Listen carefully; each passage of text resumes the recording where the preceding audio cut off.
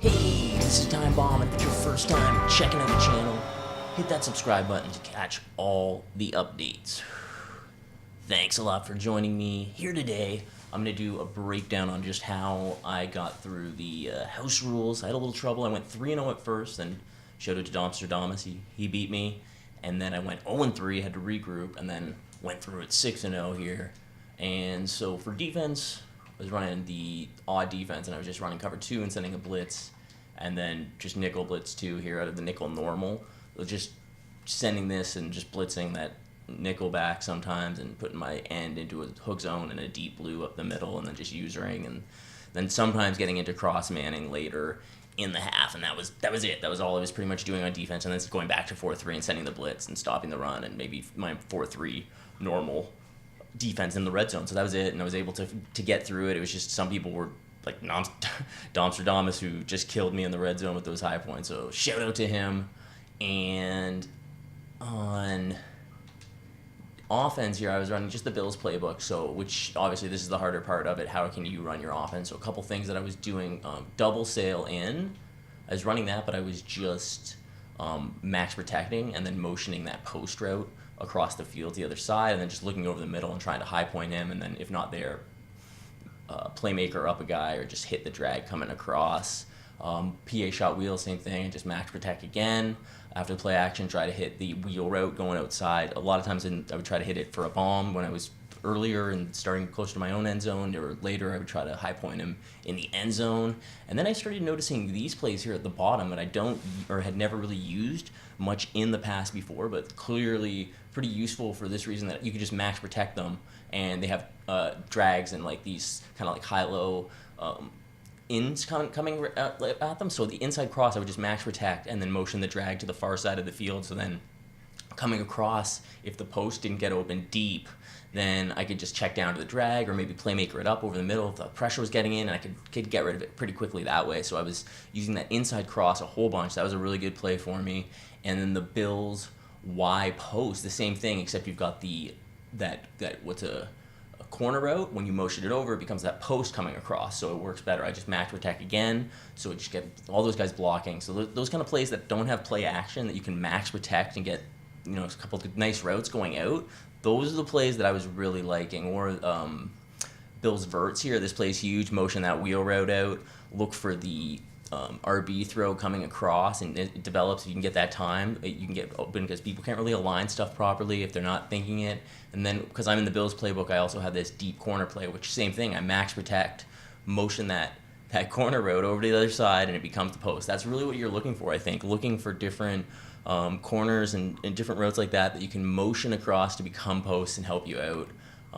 I would use the draw. And that's the other thing too, like just little running plays. I would use my I-form slot and sub in tight ends into these wide receiver spots, and then run the stretch, because you can just take a look at the alignment when you get to the line of scrimmage, and then just either go run it to the right or run it to the left, depending. So it just gives you an advantage there. And motion one of those tight ends that you've subbed in. If you're running to the right, motion him all the way across to the other side, and ID the furthest defender over onto that side that you're running. That's what I usually do. Or if I'm running the other way, I'll maybe ID like the end or the inside man, kind of, just because a lot of times on the stretch that way I won't go as wide. Also, if I'm running to the right, then I might just come, if I know I'm going to be running to the right, I'll just come out in the toss, because I feel like you get much better angles and blockers if you motion over that way as well. With the extra guy, you should really definitely get some lead blocks taking you pretty far, especially as you get close to the end zone. People kind of get messed up there. And yeah, sometimes even I would do the same thing with the Y trips and sub in tight ends to run that way.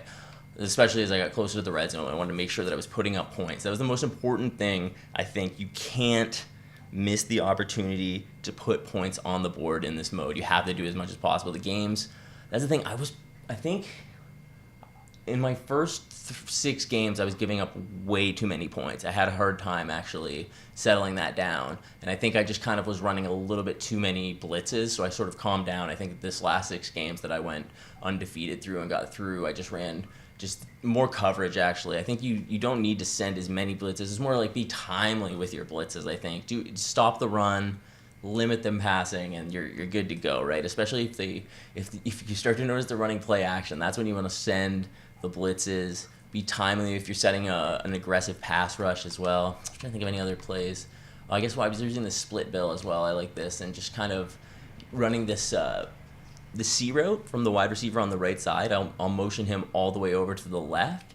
And so when you motion him over there, he's kind of coming back inside, and you can really hit him over the top high point or wait for it to develop a little, throw it kind of at like 1 o'clock and throw him open a little bit deeper there. It's pretty nice as well. Or I'll use that slot seam, just stock right on the field, send out those 5 routes, and really just be looking to hit that tight end out of the backfield on that little shake route. I think it's called the shake. I don't know. That little route that goes like on that angle from the backfield and over to the side. I'll hit that a lot. Anything really like that, any sort of gun split kind of look that you've got, or split close, but he's got a table route even out of the backfield quick, might be a nice little look to send at your opponent here or there for some early yardage situations, just to get a little bit, get 4 or 5, see what you can do against him. Might open something up deeper later on in the game too. So that was my offensive strategy and simple defensive strategy that I was able to get through these, and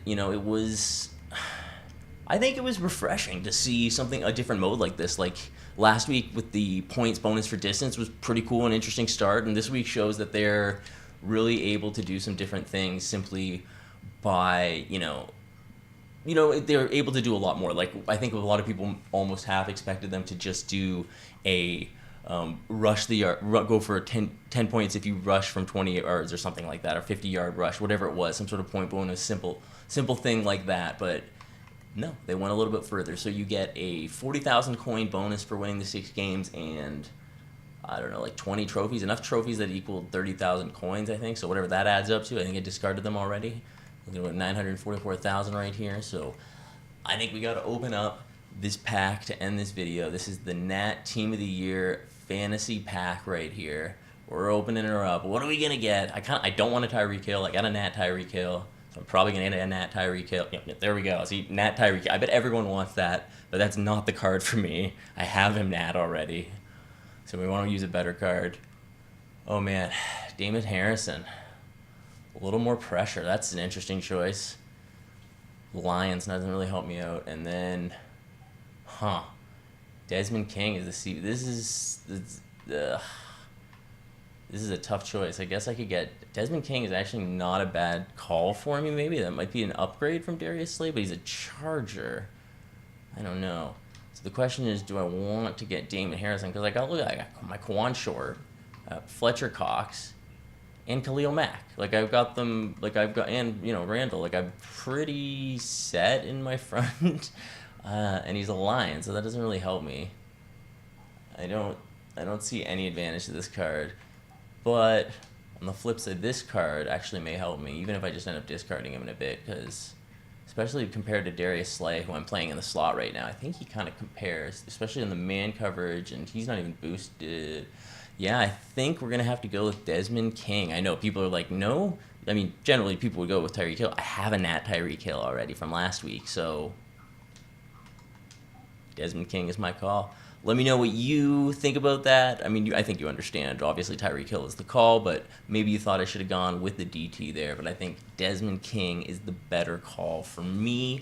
He's going to maybe even play in my team. So there we go. We got a guy who's going to maybe work for us. And if not, he should be a couple of training points. Let's take a look at how many training points that would go for. Newest card. 6,500 training points. I feel like it should be more, but that's not bad. Anyway, so a nice reward with the 70,000 coins basically I made, and this card, which is 6,500 training, or a decent card in your lineup. So thanks a lot for checking out this video. I've been Time Bomb. Hit that like, hit that subscribe, do all that fun stuff, and I will catch you guys later.